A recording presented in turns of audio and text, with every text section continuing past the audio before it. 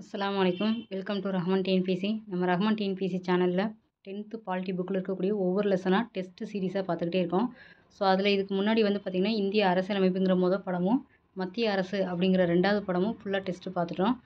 இல்லை ஒன்றுலேயும் 60 கொஸ்டின் பார்த்துருக்கோம். ஸோ இன்றைக்கி நம்ம பார்க்க போகிறது பாடம் 3ல் இருக்கக்கூடிய மாநில அரசு, அதாவது ஸ்டேட் கவர்மெண்ட். இந்த லெசனில் இருக்கக்கூடிய ஒரு 30 கொஸ்டின் பார்ப்போம். பார்ட் 2ல் ஒரு 30 கொஸ்டின் பார்ப்போம்.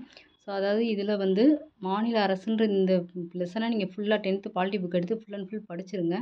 படித்து முடிச்சதுக்கப்புறம் ஒரு ரிவிஷனுக்காக இந்த வீடியோ பார்த்தீங்கன்னா தான் உங்களுக்கு புரியும். இல்லை நீங்கள் ஓரலாக நான் இது எதுவுமே படிக்கலை, ஓரலாக கேட்டிங்களா, இது நார்மலாக நம்ம ஸ்டேட்டில் நடக்கக்கூடிய விஷயம் அப்படிங்கிறனால நமக்கு ஈஸியாக புரிய தான் செய்யும். ஸோ நீங்கள் படிச்சுட்டு பார்த்தீங்கன்னா நீங்களாகவே ஓனாக ஆன்சர் பண்ணுறதுக்கு ரொம்ப யூஸ்ஃபுல்லாக இருக்கும். ஸோ வாங்க வீடியோக்குள்ளே போகலாம். இதில் ஒரு 50 கொஸ்டின் இருக்குது. இந்த 50 கொஸ்டின் ஃபுல்லாக டைம் இருந்தால் ஃபுல்லாக பார்த்துருவோம், இல்லைன்னா 2 பார்ட்டாக பிரித்து பார்த்துருவோம். ஸோ ஒவ்வொரு கொஸ்டின் பார்ப்போம். கொஸ்டின் 1, மாநில அரசின் சீரான அமைப்பை பற்றி குறிப்பிடும் இந்திய அரசியலமைப்பின் பகுதி. ஸோ மாநில அரசு பற்றின பகுதி எது அப்படின்னு கேட்டிருக்காங்க இந்திய அரசியலமைப்பில். ஸோ பகுதி 6. பகுதி 5 மத்திய அரசை பற்றி குறிக்கிறது. 2வது கொஸ்டின், மாநில நிர்வாகத்தின் அரசியலமைப்பு தலைவர் யார்? அரசியலமைப்பு தலைவர், பேரளவிலான தலைவர், இந்த மாதிரிலாம் கேட்டாங்கன்னா அவங்க யாருன்னு கேட்டால் ஆளுநர் தான். இது மத்திய அரசாக இருந்தால் அப்படியே நம்ம யாரை தான் நம்ம போடுவோம்? குடியரசுத் தலைவர் நம்ம போடுவோம். ஸோ 4வது கொஸ்டின், மாநில ஆளுநரின் நிர்வாக அதிகாரத்தை பற்றி குறிப்பிடும் சரத்து விதி 154. 5வது பொறுத்துக. மாநில அரசின் நிர்வாக அதிகாரம் அப்படின்னு சொன்னாலே இப்போ தான் நம்ம என்னென்னு பார்த்தோம், 154ன்னு சொல்லி பார்த்தோம் ஆர்டிக்கல். ஸோ அந்த 154 அப்படியே தான் கரெக்டாக புரிஞ்சிருக்கு. ஆளுநரின் நிர்வாக அதிகாரம் ஆளுநரிடம் இருக்க வேண்டும் அப்படின்னு சொல்கிறது எந்த ஆர்டிக்கல்னு பார்த்தீங்கன்னாக்கா 154(1). ஆளுநரின் தேர்வு அப்படிங்கிறதுனா 2 மரபுகள் முறையில் அவங்க தேர்ந்தெடுக்கிறாங்க. அவங்க எனக்கு சொந்த ஸ்டேட்டில் இருக்கவங்களாம் இருக்கக்கூடாது அப்படின்ற அந்த கண்டிஷன்லாம் இருக்கும். ஸோ அந்த மாதிரி அந்த 2 மரபை பின்பற்றி தேர்ந்தெடுக்கிறது ஆளுநரின் தேர்வு. 4வது ஆப்ஷன். ஆளுநரின் ஊதியம் பற்றி சொல்கிறது அப்படின்னா 158(3)A 2வது ஆப்ஷன். அப்போ இதுக்கு அதாவது ஆளுநரின் ஊதியம்னு சொல்லும்போது ஒரு ஆளுநர் 2 ஸ்டேட்டுக்கு என்ன செய்யலாம், ஆளுநராக நியமிக்கப்படலாம். அப்படி நியமிக்கப்படும் போது அந்த 2 ஸ்டேட்டும் அவரோட சேலரியை என்ன செய்வாங்க அப்படின்னா ஷேர் பண்ணிக்கிடுவாங்கன்னு சொல்லுவாங்க. அதுக்குரிய ஆர்டிக்கல் தான் இந்த 158(3)A. ஸோ அடுத்து 6வது கொஸ்டின், முன்னாடிலாம் பார்த்திங்கன்னா ஜம்மு காஷ்மீருக்கு சிறப்பு அந்தஸ்து வழங்கப்பட்டிருக்கும்.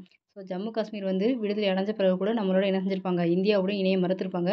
ஸோ அவங்களுக்குன்னு ஸ்பெஷல் ப்ரியாரிட்டிலாம் கொடுக்குறேன்னு சொல்லி தான் அவங்க நம்ம என்ன செஞ்சுருப்போம் அப்படின்னா நம்ம இந்தியாவோட இணைச்சிருப்போம்.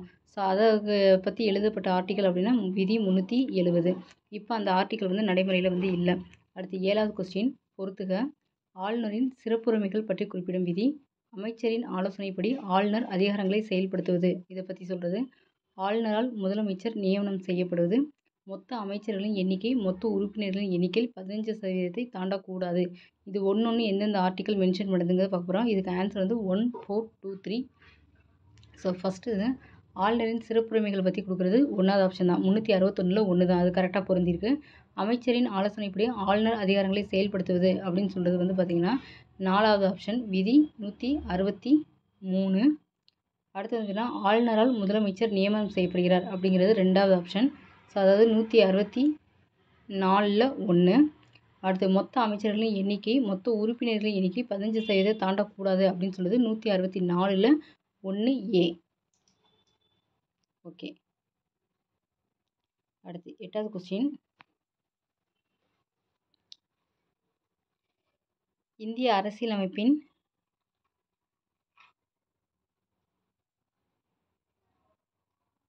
அந்த புக் எடு.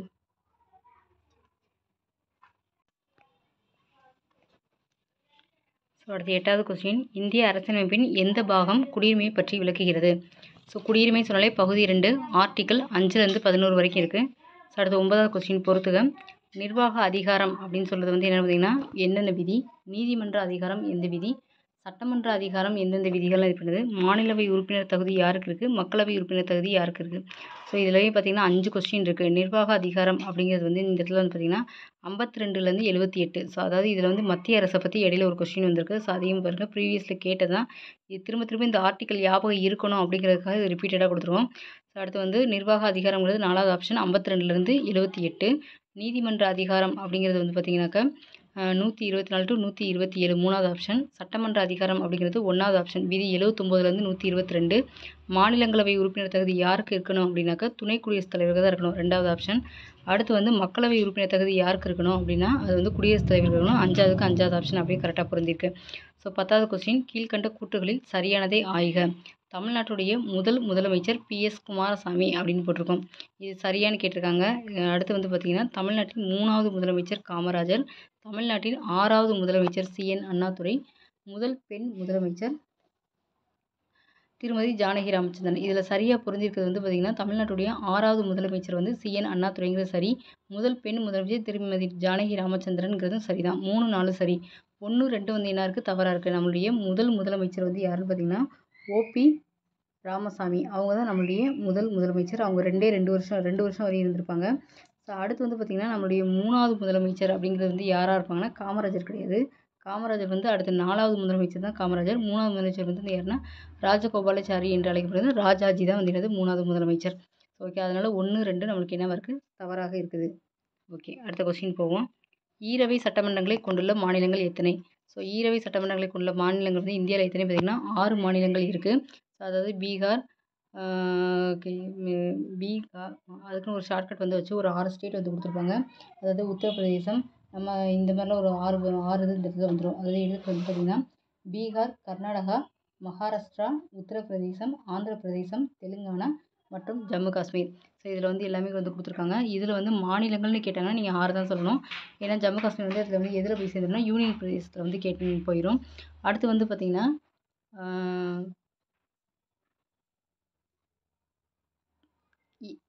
தமிழ்நாட்டுக்கு மக்களவை ஈரவை சட்டமன்றங்கள் இருக்கான்னு கேட்டாங்கன்னா கிடையாது. நம்மளுக்கு மேலவைங்கிற ஒரு இதே கிடையாது. நம்மளுக்கு வந்து என்ன மட்டும்தான் இருக்குது அப்படின்னா கீழவை மட்டும்தான் இருக்குது. சட்டமன்ற பேரவை மட்டும்தான் நம்மளுக்கு இருக்குது. ஸோ 12வது கொஸ்டின், மத்திய மாநில அரசுகளின் உறவுகளை குறித்து ஆராய மத்தியில் முதலில் அமைக்கப்பட்ட குழு. ஸோ சென்ட்ரலில் அமைக்கப்பட்ட குழுன்னு கேட்டாங்கன்னா சர்க்காரியா குழு. அடுத்து வந்து மத்திய மாநில அரசுகளின் உறவுகளை குறித்து ஆராய தமிழக அரசால் ஏற்படுத்தப்பட்ட குழு வந்து பார்த்திங்கனாக்கா ராஜமன்னார் குழு. ஸோ இந்த 2 குழுவும் வந்து இருக்காங்கன்னா மத்திய மாநில அரசுகளை ஆராய்வதற்காக ஏற்படுத்தப்பட்ட குழு தான் இங்கே கொண்டு வந்திருக்காங்க. ஸோ அடுத்த கொஸ்டின் போவோம். 14வது கொஸ்டின், ஜம்மு காஷ்மீருடைய சிறப்பு அந்தஸ்து நீக்கப்பட்ட ஆண்டு. ஸோ நான் ஏற்கனவே சொன்னேன், அது வந்து முன்னாடி கொடுத்துருந்தாங்க. இப்போ அதை வந்து நீக்கிட்டாங்க 370. அந்த 370 நீக்கப்பட்ட ஆண்டு தான் 2019 ஆகஸ்ட் 5. அடுத்து பொது சிவில் சட்டம் கொண்டு வரப்பட்ட முதல் மாநிலம். அப்போ இப்போ ரீசெண்டாக இது வந்து கரண்ட் அஃபேர்ஸ் சம்மந்தப்பட்டது. ஸோ உத்தரகாண்டில் தான் முத பொது சிவில் சட்டம் வந்து கொண்டு வந்திருக்காங்க. அடுத்து வந்து 28/1 கொண்டு வந்திருப்பாங்க. ஒரு மாநிலத்தின் ஆண்டு வரவு செலவு திட்டம் எங்கு இறுதி செய்யப்படுகிறது அப்படின்னா அமைச்சரவையால் தான் இறுதி செய்யப்படுகிறது.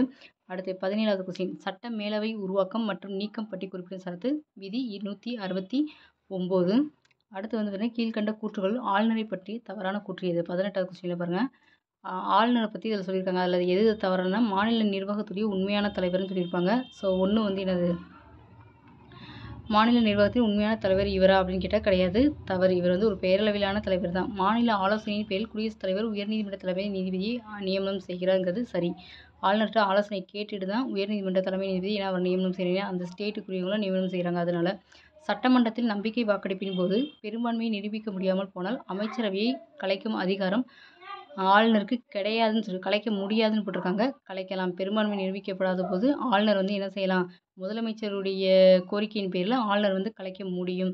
ஸோ அப்போ இதில் 3ம் தவறு தான். மாநில நிர்வாகத்தின் உண்மையான தலைவர்னு அவரை சொல்லியிருக்கோம். ஸோ அதுவும் வந்து என்னது, இந்த இடத்துல இவர் வந்து உண்மையான தலைவர் கிடையாது.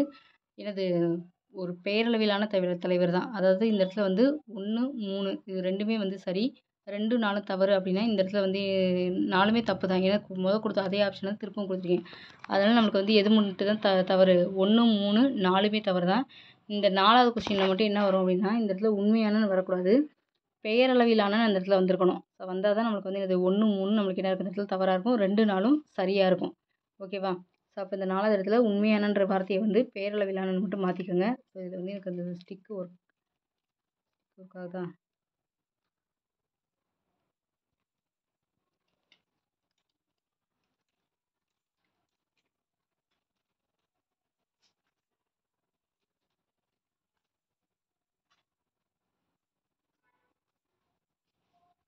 இந்த இடத்துல மட்டும் உண்மையானன்னு வரக்கூடாது, இந்த இடத்துல மட்டும் பெயரளவிலானன்னு போட்டுக்கோங்க. அப்போ தான் நம்மளுக்கு வந்து 1, 3ம் தவறாக இருக்கும். ஓகேவா? சரி, ஓகே, நெக்ஸ்ட் கொஸ்டின் போவோம். 19 பொறுத்துக. சட்டப்பிரிவு 66ல் 1 என்ன? சட்டப்பிரிவு 363ல் 1 என்ன?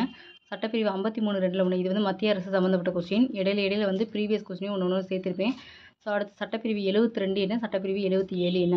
ஸோ சட்டப்பிரிவு 66(1)ங்கிறது என்னன்னு கேட்டிங்கன்னா 5வது ஆப்ஷன் துணை குடியரசுத் தலைவருடைய மறைமுக தேர்தலை சொல்கிறது. சட்டப்பிரிவு 361 ஆளுநருக்கும் குடியரசுத் தலைவருக்கும் இந்த ஒரே ஆர்டிகல் தான். அதாவது குடியரசுத் தலைவரின் தனிச்சலுகைகள். சட்டப்பிரிவு 53(2) வந்து என்ன சொல்லுது அப்படின்னா, ஸோ அதுக்கு வந்து 3வது ஆப்ஷன் அப்படியே டைரெக்டாக கரெக்டாக தான் புரிஞ்சிருக்கு. குடியரசுத் தலைவருடைய ராணுவ அதிகாரம் என முப்படைகளின் இவர் தலைமை தளபதி. அவர் வந்து முப்படைகளோட தளபதிகளை நியமனம் செய்வார்னு சொல்லுவாங்க. சட்டப்பிரிவு 72 வந்து குடியரசுத் தலைவருடைய நீதி அதிகாரங்களை பற்றி சொல்கிறது. சட்டப்பிரிவு 77 வந்து பார்த்திங்கன்னா மத்திய அரசின் நிர்வாக நடவடிக்கைகள் குடியரசுத் தலைவரின் பெயராலேயே நடைபெற வேண்டும். ஸோ 5, 1, 3, 2, 4 இதை பவுஸ் பண்ணி வச்சுட்டு நீங்கள் என்ன செய்யுங்க, ஃபஸ்ட்டு பொருத்திக்கோங்க. அதுக்கப்புறம் ஆன்சர் கரெக்டானு பாருங்கள். ஓகேவா? இப்போ இதுலேயே பார்த்தீங்கன்னா 5 கொஸ்டின் 4 கொஸ்டின் பார்க்கும்போது நீங்கள் ஒரு 30 கொஸ்டின் பார்த்தாலே முன்னாங்க 12 120 கொஸ்டின் ரிவிஷன் பண்ண மாதிரி இருக்கும். ஸோ அதெல்லாம் உங்களுக்கு ரொம்ப யூஸ்ஃபுல்லாக இருக்கும். எந்த இடத்துலலாம் கன்ஃபியூஸ் ஆகுதோ அந்த இடம்லாம் உங்களுக்கு கிளியர் கட் ஆன மாதிரி இருக்கும். ஸோ அடுத்த கொஸ்டின் நம்பர் போடல 19 ஏன்னு வச்சுக்கோங்க. இதில் கீழ்கண்ட கூற்றுக்களை ஆராய்ந்து சரியானதை தேர்வு செய்க. அதாவது சட்ட மேலவைங்கிறது ஒரு நிரந்தர அவைன்னு கொடுத்துருக்காங்க. இது வந்து புக் பேக் கொஸ்டின் தான். இதன் பதவிக்காலம் 5 ஆண்டுகள்னு கொடுத்துருக்காங்க. ஸோ அடுத்து 1987 தமிழ்நாடு சட்ட மேலவை நீக்கப்பட்டது. இது விதான் பரிஷத் என்று அழைக்கப்படுகிறது. இதில் சரியானது வந்து என்னென்னா 1, 4 தான் சரி. சட்ட மேலவைங்கிறது ஒரு நிரந்தர அவை சரிதான். இதன் பதவிக்காலம் 5 ஆண்டுகள் சொல்லியிருக்காங்க, கிடையாது. 6 ஆண்டுகள்ன்ற மணிக்கு வரணும். இதில் இதன் உறுப்பினர்களுடைய பதவிக்காலம் தான் வந்து 5 ஆண்டுகள். 1987 தமிழ்நாடு சட்ட மேலவை நீக்கப்பட்டதுன்னு சொல்லியிருக்காங்க, கிடையாது. 86லேயே அது என்ன செய்யிருப்பாங்க, நீக்கம் செய்யப்பட்டிருப்பாங்க. அடுத்து வந்து இது விதான் பரிஷத் என்று அழைக்கப்படுகிறது. அதனால் நிரந்தர அவையும் விதான பரிஷத் இது 2 மட்டும் தான், 1, 4 மட்டும் தான் சரி, மற்றதெல்லாம் தவறு. ஸோ கொஸ்டின் 22ல் பிரதம அமைச்சரின் கடமைகளை பற்றி குறிப்பிடும் சட்டப்பிரிவு. ஸோ மத்திய அரசு இதில் கலந்து தான் இருக்குது. அதை பற்றி சொல்லக்கூடிய சட்டப்பிரிவு இருந்ததுன்னா சரத்து 78. இந்தியாவின் மகா சாசனம் என்று அழைக்கப்படும் இந்திய அரசியலமைப்பு பகுதி எது அப்படின்னு கேட்டாங்கன்னா பகுதி 3. அது எதை பற்றி சொல்லுது அப்படின்னா அடிப்படை உரிமைகளை பற்றி சொல்லுது. அடுத்து 26வது கொஸ்டின், உலகிலேயே லண்டனுக்கு அடுத்து 2வது பெரிய நீதித்துறை வளாகம் எங்கே இருக்குது அப்படின்னு கேட்டிங்கன்னா சென்னையில் தான் இருக்குது. ஸோ அடுத்து 27வது கொஸ்டின், இந்திய அரசியலமைப்பு சட்டம் எந்த சட்டத்திருத்தத்தின் மூலம் ஒவ்வொரு மாநிலத்துக்கும் ஒரு நீதிமன்றத்தை தோற்றுவிக்க வழிவகுக்கிறது அப்படின்னா 7வது சட்டத்திருத்தம். ஸோ அடுத்து வந்து 28வது கொஸ்டின், உயர்நீதிமன்றத்தின் பேராணைகளை வெளியிடும் அதிகாரம். தலைமை நீதிபதி நீதிபதிகளை குடியரசுத் தலைவரால் நியமனம் செய்தல். பதிவேடுகளின் நீதிமன்றம் என்று அழைக்கப்படுற நீதிபதி எது?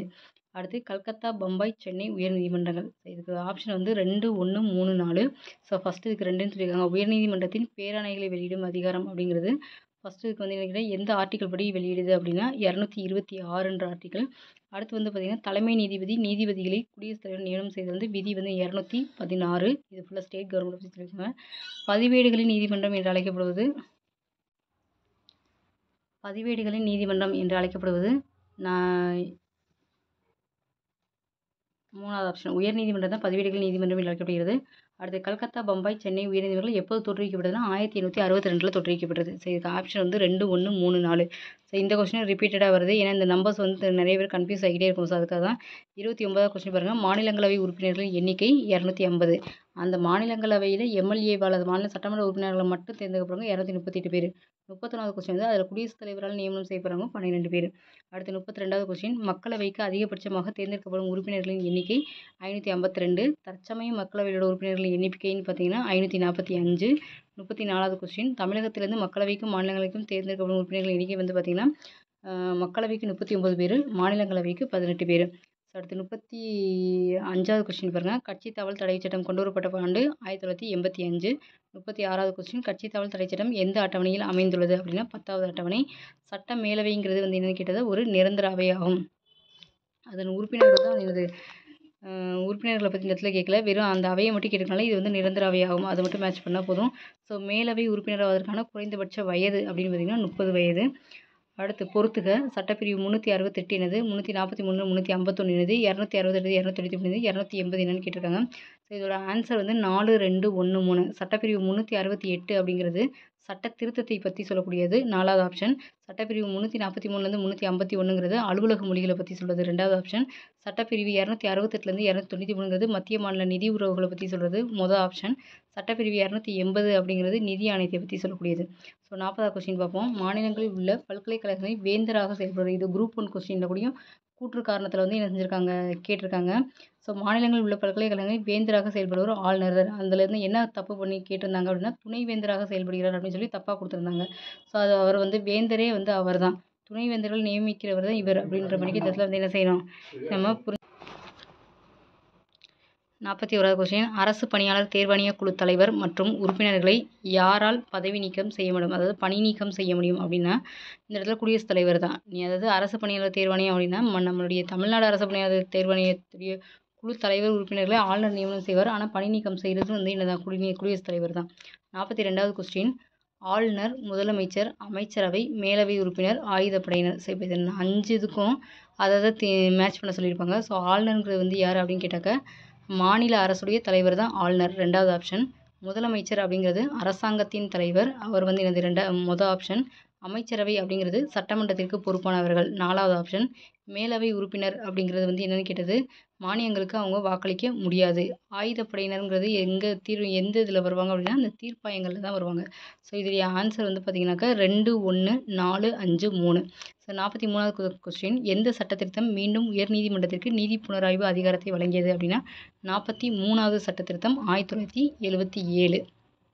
ஸோ இதில் 42வது சட்டத்திருத்தம் 1976 சிறிய அரசியலமைப்பு என்று அழைக்கப்படுகிறது, நம்ம ஏற்கனவே பார்த்துருப்போம். 44வது கொஸ்டின் கீழ்கண்ட கூற்றுகளை ஆராய்க.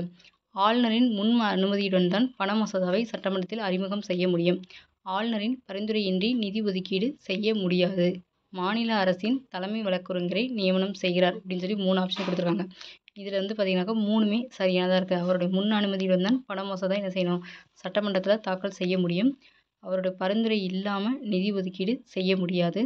மாநில அரசுடைய தலைமை வழக்கறிஞர் அட்வொகேட் ஜெனரல் அப்படிங்கிறவர் நியமனம் செய்கிறவர் யார் அப்படின்னா ஆளுநர் தான். ஸோ அதனால் இந்த இடத்துல அனைத்தும் சரி. 45வது கொஸ்டின் எந்த அரசியலமைப்பு சட்டப்பிரிவு சட்டமன்றம் நடைபெறாத போது ஆளுநர் அவசர சட்டம் பிறப்பிக்க வழிவகை செய்கிறது. ஸோ அது எந்ததுன்னு பார்த்தீங்கன்னா 213. இதே இது குடியரசுத் தலைவராக இருந்தார் அப்படின்னா அவருக்கு 123 அப்படியே ரிவர்ஸில் வர மாதிரி இருக்கும். 46வது கொஸ்டின் சட்டமன்ற உறுப்பினர்களின் எண்ணிக்கை அதிகபட்சம் குறைந்தபட்சம் எவ்வளவு இருக்கணும்? அதிகபட்சம் 500 இருக்கணும், குறைந்தபட்சம் என்ன செய்யணும் 60 இருக்கணும். 60க்கு குறையாமல் இருக்கணும், 500க்கு மிகாமல் இருக்கணும்னு அர்த்தம்.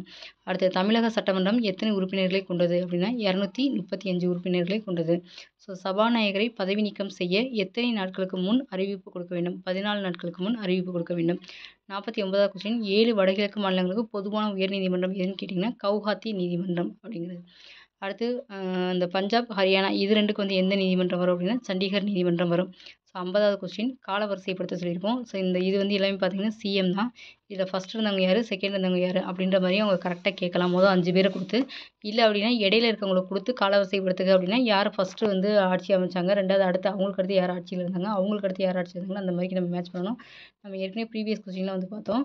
ஸோ ஃபஸ்ட்டு நம்மளுடைய சிஎம் வந்து பார்த்திங்கன்னா குமாரசாமி ராஜா. ஸோ அதனால் ஃபஸ்ட்டு வந்து 4வது ஆப்ஷன்.